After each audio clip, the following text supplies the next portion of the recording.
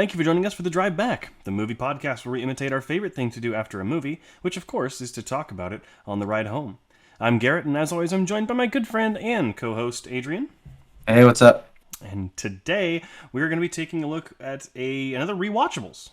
What is a Rewatchables, Adrian?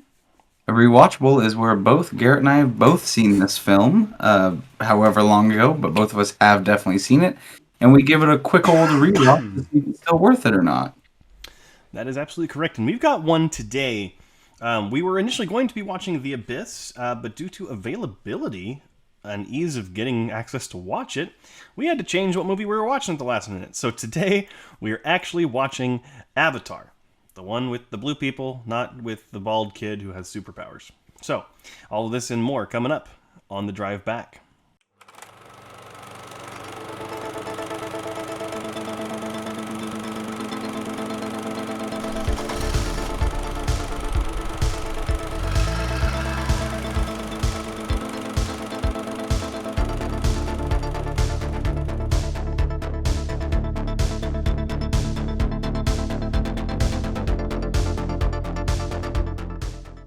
Alrighty, and we are back today. We're talking about Avatar. But before we dive into today's film, we feel like we need to address some recent events. Last week's episode was recorded before the current invasion in Ukraine began, and so we were not able to say anything here on the podcast because nothing was happening. Our hearts and minds are with the Ukraine and its people, and what's occurring is saddening, maddening, and embarrassing for the human race. To say that conflict has arisen in Europe in the year 2022 is something that we never thought possible, and we never thought that we would have to address or even talk about. It's very easy to say this, but Adrian and I are massive proponents and fans of stories, and war is the most vehement enemy of stories. Not only because it warps them, controls them, and uses them for its own needs, but most importantly, because it ends them. We want to make sure that as many people as possible are able to return home to their friends, families, and loved ones so that those stories may continue and not end from unjustifiable and unnecessary violence. It's unlikely that anyone from Ukraine is listening to our show, especially right now, but know that we hear you, we see you, and we want nothing but the best for you and your country, and for all of this to be resolved quickly and peacefully. Sorry to start this out on such a dire note, Mr. Cameron, but we wanted to say that real quick. Absolutely. Yeah. But let's go ahead and talk Avatar. Adrian, obviously this is the biggest movie of all time. Did you see this in theater when it came out, and had you seen it since then? This was my third time watching this movie ever. I saw it in theaters on opening night. And quick summary, I was absolutely blown away. I thought it was the most incredible thing my eyes had ever seen. I went back to the theater to watch it with friends for a second time, and we left midway through because of how boring it was, once you know the story. And then I tried to watch it a year or so later on someone's television at home, and it looked so bad that I don't believe we continued watching it. So this was my third, actually probably my second time fully watching the movie in its entire lifespan. Gotcha. Yeah, similar boat. I went and saw this in theaters when it released in IMAX 3D. I remember sitting there with a full theater, and everyone was just in awe of what they were seeing. Very important to say that right now, what they were seeing, not that they were receiving mentally. But it was just incredible. Went and saw it again with my parents. My parents loved it. And then we bought it on Blu-ray when it came out. I was like right when we had a nice TV, had a Blu-ray we wanted to show off, so we bought Avatar. And even a year later, maybe 2 years later, it already didn't hold up visually. Yeah. No. It was very interesting. And then so this is probably my first full watch since probably about 2012, 2011. Yeah. Same. So very much ripe for a rewatchable. But let's go ahead and talk a little bit about the movie before we drop a spoiler warning. Released in 2009, Avatar was directed by James Cameron and stars Sam Worthington, Zoe Saldana, and Sigourney Weaver. A paraplegic Marine dispatched to the moon of Pandora on a unique mission becomes torn between following his orders and protecting the world he feels is his home. It won 3 Oscars for Best Cinematography, Best Visual Effects, and Best Art Direction. It was also nominated for Film Editing, Original Score, Sound Mixing, Sound Editing, Directing, and Best Picture. Which, the sound ones really throws me off because that giant, like, panther thing that Neytiri ends up bonding with literally has the Jurassic Park T-Rex roar at one point. So that just weirded me out. But we're going to drop a spoiler warning. Most of you have probably seen this movie with $2.8 almost billion at the box office. It's literally the largest movie of all time. Yes, and as I was watching a video earlier today, someone said that it was the most successful bad movie of all time, which was like, I was like, dang, that is a harsh statement. But this is such a neat movie. So spoiler warning is dropped for sure. Yes, go ahead and drop spoiler warning. This is such an interesting case because this movie is certainly one of the most ambitious films I've ever seen in my whole life. Mm-hmm. When this movie came out, it was not bad. It was a very good movie in theaters. When we all went and saw it for the first time, it's a very good movie if you have not seen it. It's incredible. It's just that you only need to watch it once, and then that's it. There's zero rewatchability to this film.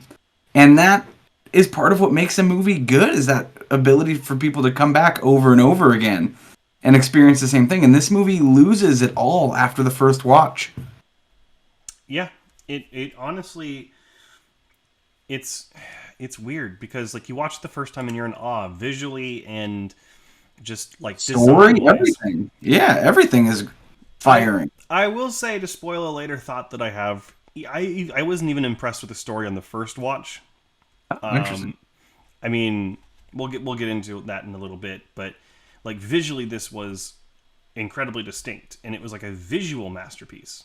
Like the way that everything was designed, even though there are some creatures that look incredibly pointless, like the lizard with the circle spiral on its back that just literally spins in the air. Like, unless it has no equilibrium and can't get dizzy, there's no reason for that to happen. Otherwise, other than looking cool. Like, that's it. So let's go ahead. Let's dive into some. Let's dive into some main criticisms for the movie. What would you say is your main criticism of the movie that prevents you maybe from liking it a lot? On the rewatch, definitely the plot is really basic, but also I think just how far we've come. This entire movie visually feels like a cutscene from a good video game. Mm-hmm. The whole thing has this like eerie, gummy texture to it, and like the rocks and everything. And I mean, that's probably the biggest thing is I find myself on rewatches constantly looking at the visuals because they were so impressive the first time. Mm-hmm. So it's like all I can really focus on now. And I think that's kind of what happens to everyone is it got so dated so fast that all you can focus on is that negative aspect of it. Yeah, and there are, when we're speaking visually, this movie definitely, a lot of it doesn't really age too well. There's a lot of times where maybe it's just because of how good visual effects have gotten that now I'm seeing feet clipping through grass. I'm seeing, the little mistakes here and there. There are absolutely moments of this movie that still look incredible. Yeah, one of my favorite moments is when they climb the floating rocks and they're running. He's running with the other hunters. That and the score going off, that's an incredible part of the movie. Mm-hmm. It's almost magical. But there's no animals and it's all far away shots. Exactly, yeah. Like there's one specific moment when Neytiri kind of looks up from behind the trees. It's like it's been in all the trailers and like all the promotional stuff, and that is one of the best looking shots in the entire movie. She looks so real. And then there's moments later where they just look like blocky video game characters from a 360 or PS3 game. Like, yeah, it's really weird, and I mean, yeah, it's just such an interesting film because I actually don't think it's a bad movie. I just think it's been tainted by technology. I think it pushed I think we were at the edge of a technology bubble visually, and it was pushing the limits. But then once that bubble popped, and we have like Unreal Engine 5 that you can just make this movie in like a day. Yeah. If you were like, and it could look pretty similar, like people, it's just so much better so quickly. And I think that this movie just is plagued by that. Yeah, even the volume from Mandalorian looks way better than this does. Yeah. And I'd be surprised if James Cameron doesn't use the volume for the upcoming 4 sequels. Um, but yeah, so obviously the visual thing is a big critique for this movie. One of my biggest criticisms for this movie is the story. It is kind of similar to how we talked about The Relic last week. It feels like it's the amalgamation of so many better movies in one, right? You've got the elements of Alien in there. You've got the power loader fighting off a powerful alien. Cool. Yeah. That's Alien.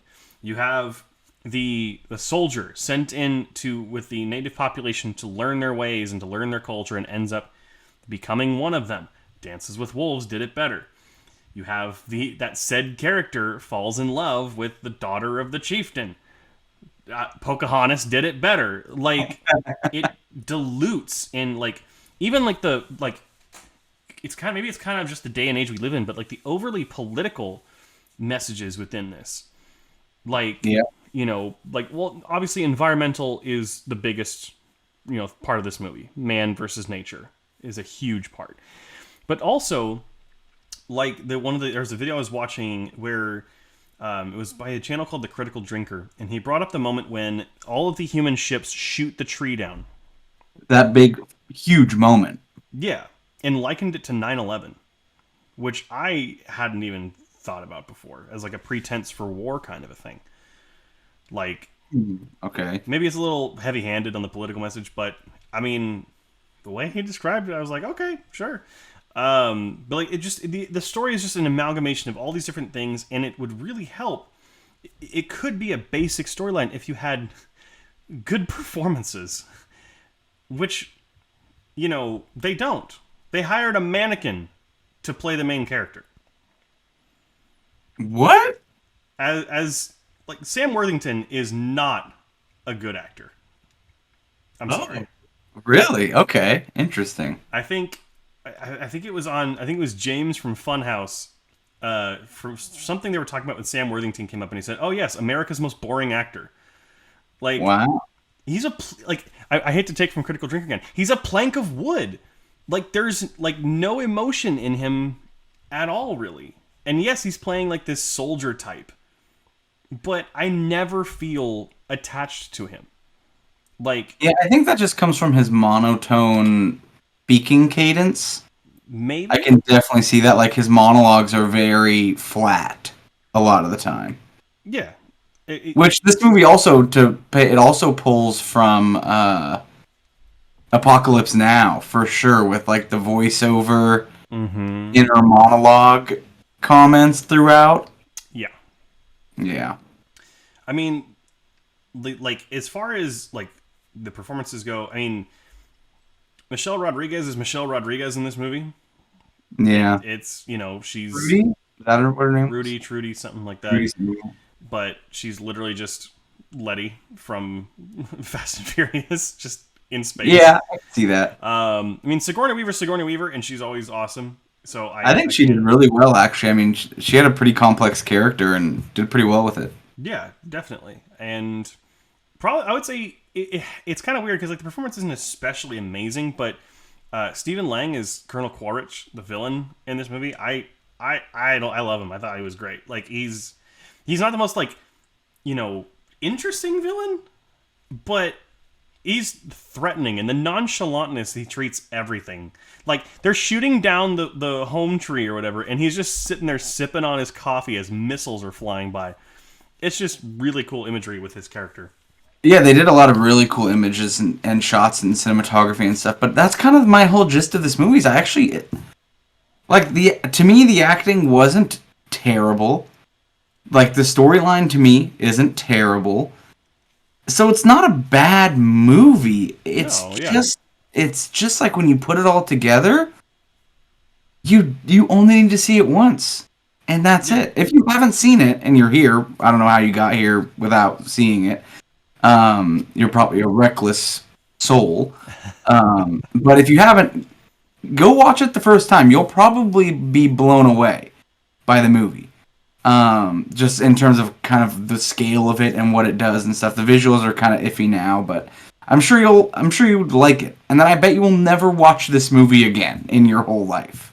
Or never have like the interest in watching it. I mean, there are some of you who are listening to this who will probably go back and watch it. Sure. And you should absolutely watch it again if you've only seen it once. And maybe you'll see the things that we do. Maybe you won't. You never know. But it's always worth the shot to see, is it as good as I remember?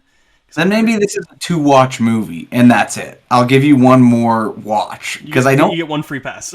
Like, I'll tell you right now, I will probably never watch this again in my whole life. Not because it's bad. It's really not because of that. I get it. Like, I know this movie. I think it was talked so much to death when it came out. Mm-hmm. Like, everybody knows everything about this movie. It's no longer in film conversations, except for that it's the highest grossing of all time. Nobody's like, oh, well, you know that cinematic shot they did in Avatar? Nobody talks about it anymore because it's all been said and done and everyone's aware. I mean, so, it comes up in film conversations when you talk about like having created civilizations and languages and like, world building. It's definitely still a major talking point, and that's one of the things the film gets really, really right. Is its world building, the whole culture, yeah.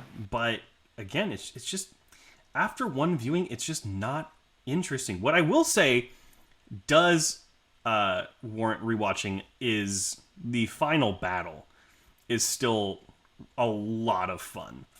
Yeah, it feels like almost like Endgame level, like everybody gears up from everywhere and goes head to head again, like civilization versus nature goes head to head. It is awesome. I mean, it hits you over the head with the messaging, but that huge shuttle ship that they have is freaking super cool.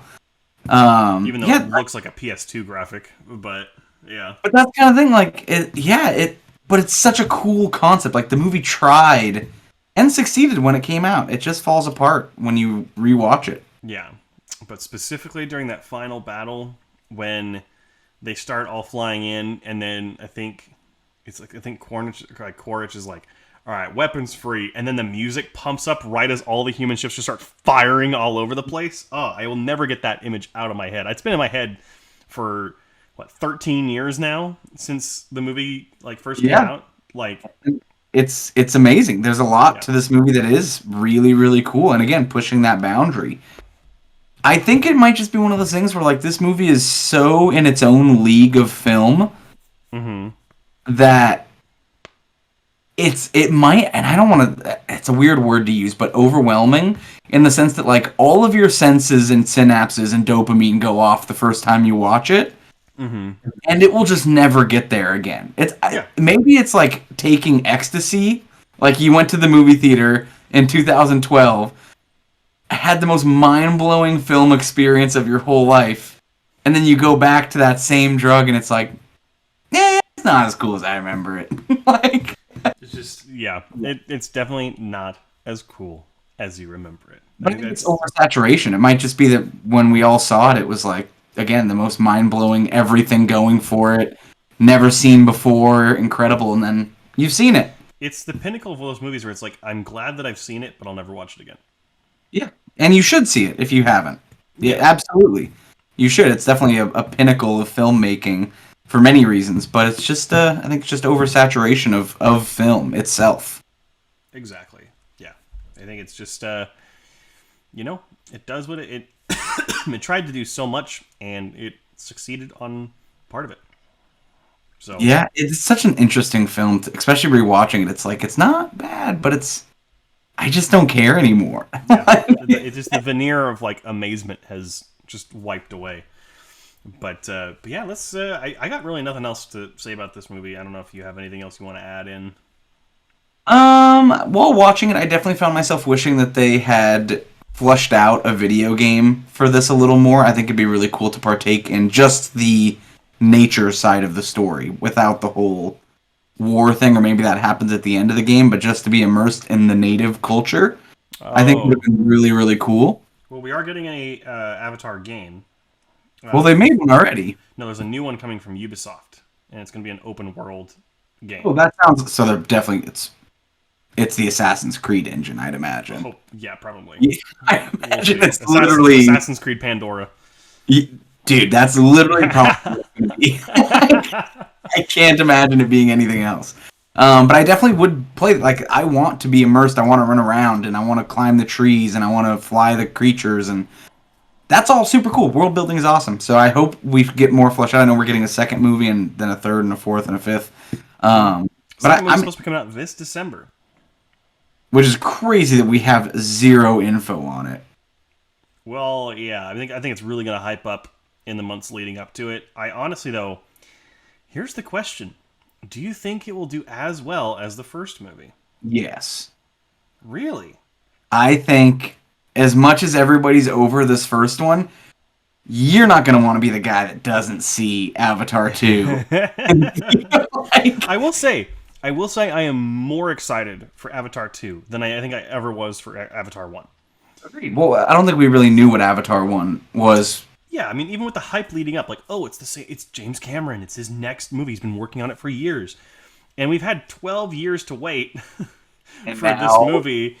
And I mean, the fact that it has to do with the sea tribes is going to be really cool. And again, like, they've already told their Pocahontas story. They've told their Dances with Wolves story. And now the humans have left. And, well, there's some that stayed, the good ones. They allowed some to stay. But humans are going to come back. And Stephen Lang, the guy who played Colonel Quaritch, did say, in the movie he says, nothing's over while I'm still breathing. And then someone saw him show up in the cast list for the next 4 movies. And they were like, is he not dead? And he's like, nothing's over while they have my DNA. Which, like, whoa. They're going to clone him. I'm stoked for that, and I definitely think it's going to do equally as well, because I get there's this whole social trend of like, oh, I'm not going to see that because it's like the cool thing, like, I want to be different. I don't think anyone's going to not, again, no one wants to be the person that can't talk about Avatar 2, whether it's good or bad. I think they're going to see it at least once in theaters, if not at home. Yeah. Like, I think everyone's going to watch it. I don't think that it's going to be the can't-miss film of the decade. I don't think it will do as well as the first movie, but I still think it'll do very well. It's definitely going to hit that list of top, like, it'll be up there. I don't know. It's been so long since the last one. Like, I don't know. We'll see. I would love to be wrong. Yeah. We will totally see, but I just feel like this is one of those things that, just like we did I can't imagine people not going to see this. I think right now it'll be the movie of the decade. It's certainly the biggest contender. Yeah, it's up there. I think it'll make the list bottom line, the top. Unless the next Avengers is announced and it's Secret Wars and it's all the multiverses fighting each other, then that's the only thing that could top this potentially. They announced that there won't be any more Avengers movies. They did, yeah.